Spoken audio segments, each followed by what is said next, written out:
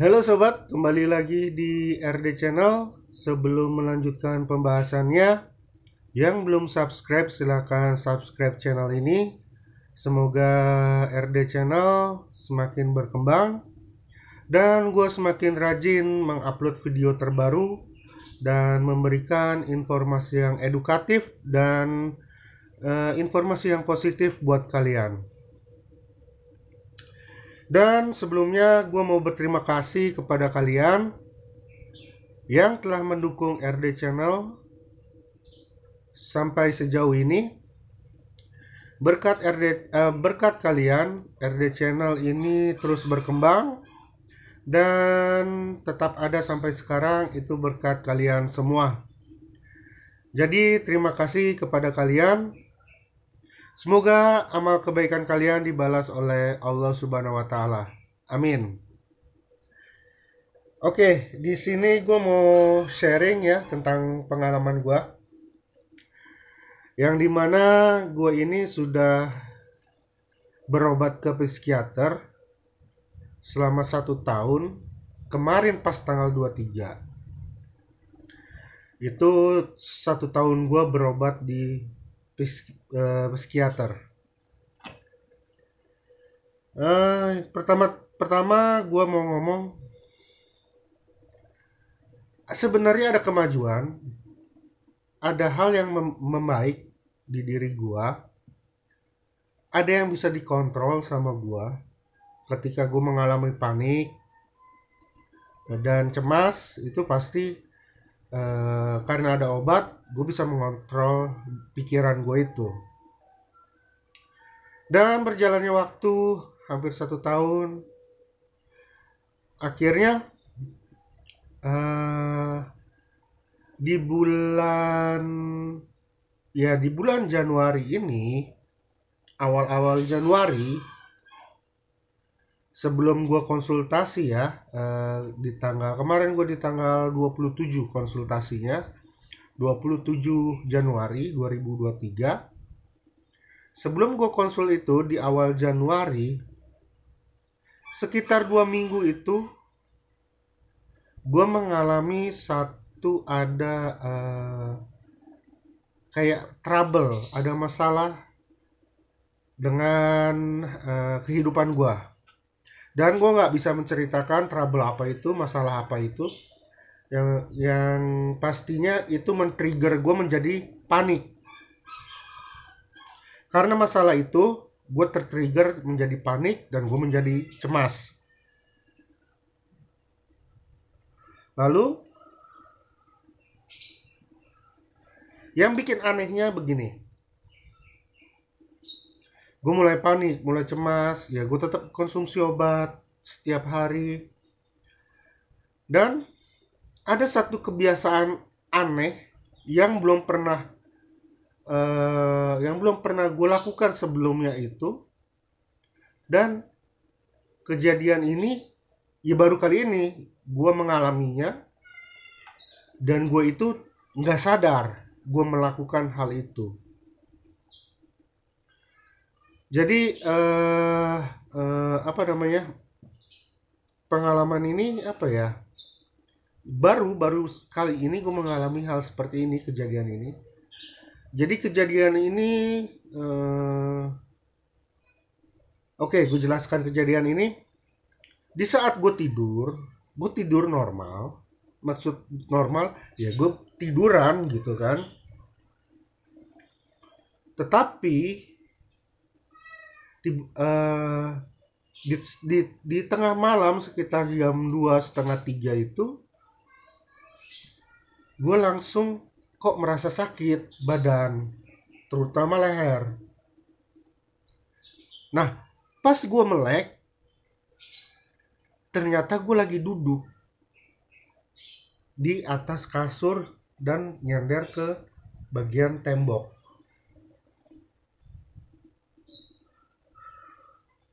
Itu hari pertama.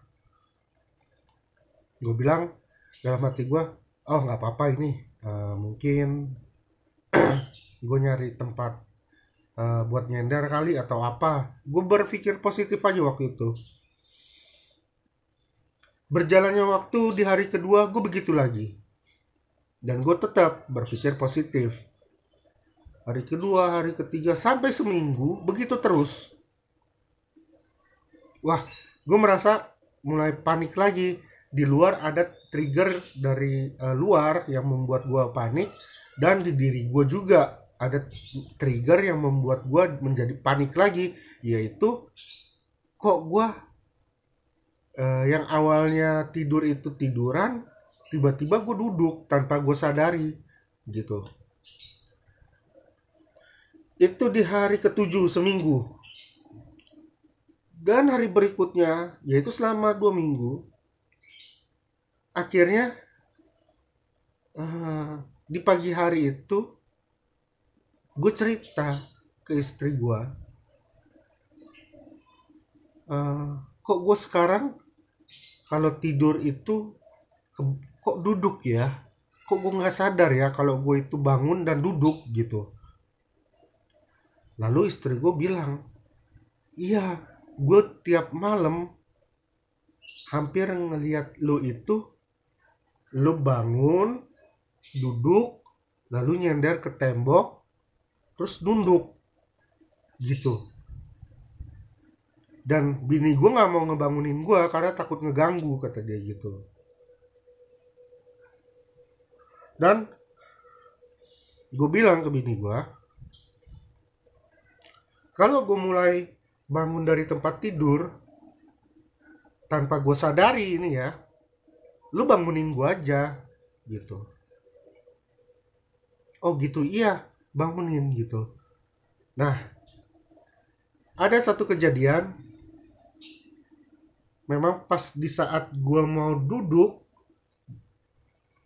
bini gue langsung bangunin, bangun bangun bangun, sadar gitu kan. Jangan duduk, tidurnya jangan duduk, katanya gitu. Tiduran lagi, gue langsung melek itu. Oh iya, kok gue duduk ya gitu kan. Akhirnya ya udah, gue tiduran lagi. Nah, akhirnya di tanggal 27 kemarin gue konsultasi sama dokter gue. Ada satu, ya ini gue menceritakan keluhan gue ini. Dok, saya ada kebiasaan baru, saya bilang gitu. Apa, kata dokter saya? Ya, saya itu awalnya tiduran, tapi ketika saya melek, karena saya merasakan di leher saya sakit, saya sedang duduk, dok. Dan saya itu nggak sadar. Dan istri saya mengetahui hal itu. Tiap malam itu dari tidur, terus saya bangun dari tempat tidur, duduk dulu, lalu nyender ke tembok. Nah, lalu dokter gue bilang, terus ada nggak yang dipikirin selama ini?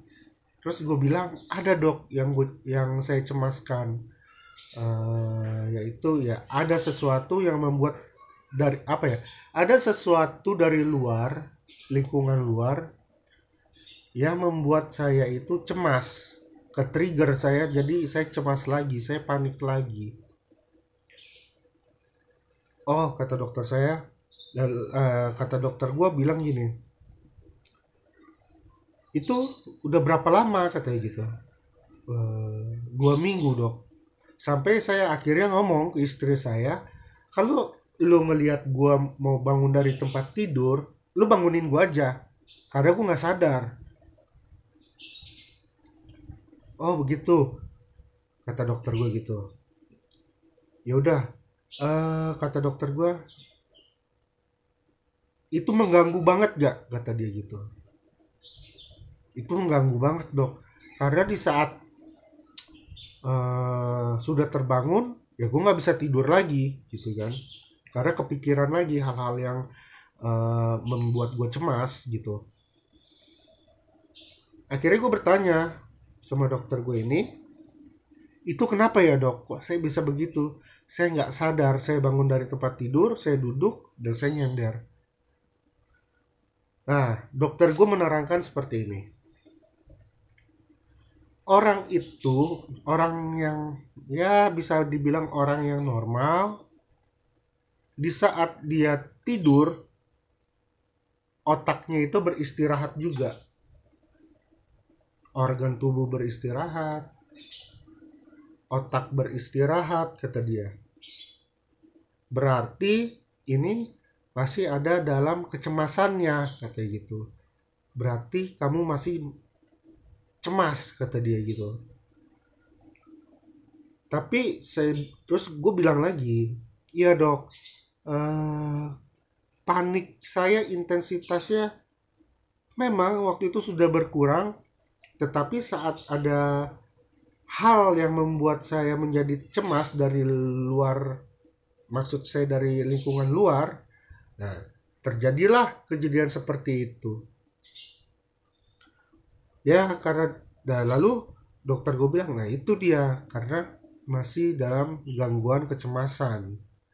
Kamu nggak sadar gitu. Seharusnya orang tidur dan otak itu beristirahat, tubuh itu beristirahat, tapi otak kamu ini masih bekerja. Oke, pada saat itu akhirnya dokter gue meresepkan tambahan satu obat, ya obat antipsikotik kalau gue bilang, dan namanya risperidon. Gue minum obat itu jujur, semalam gue minum jam 10 malam. Gue bangun-bangun tadi jam setengah 1 siang.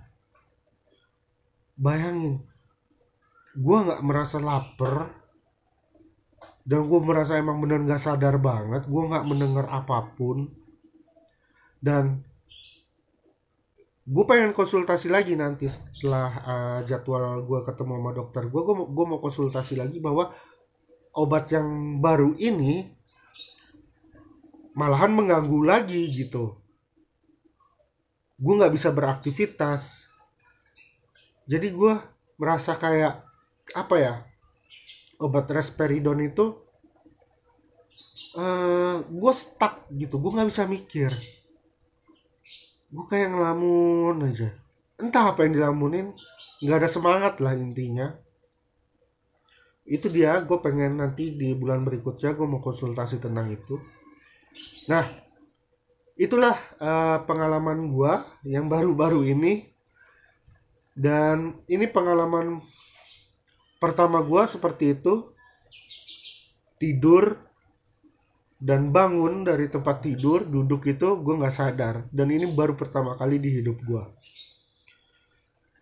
Dan itulah cerita yang bisa gue sharing kepada kalian. Jadi tetap sabar gitu. Gue aja sabar gitu. Gue sabar, gue ikhlas gitu. Gue berobat karena gue tahu gue sakit. Jadi gue sabar. Gue ikuti petunjuk dokter gue. Jadi buat kalian yang sedang menderita anxiety disorder, panic disorder, fobia atau segala macamnya itu, OCD, bersabar dalam tahapan pengobatannya. Pasti ada kemajuan gitu. Dan ya pola pikir itu penting. Makanya gue selalu berpikir positif aja. Tapi ya itu di luar kendali lagi gitu.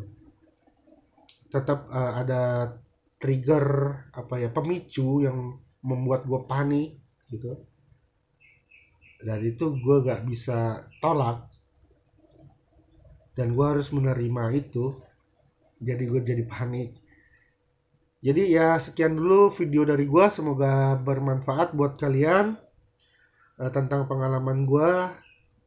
Semoga bisa diambil sisi positifnya, bisa membuat kalian itu terbuka tentang kesehatan mental, dan semoga kalian diberikan kesehatan, diberikan umur panjang, dan diberikan rezeki yang melimpah oleh Allah Subhanahu wa Ta'ala. Amin. Ciao.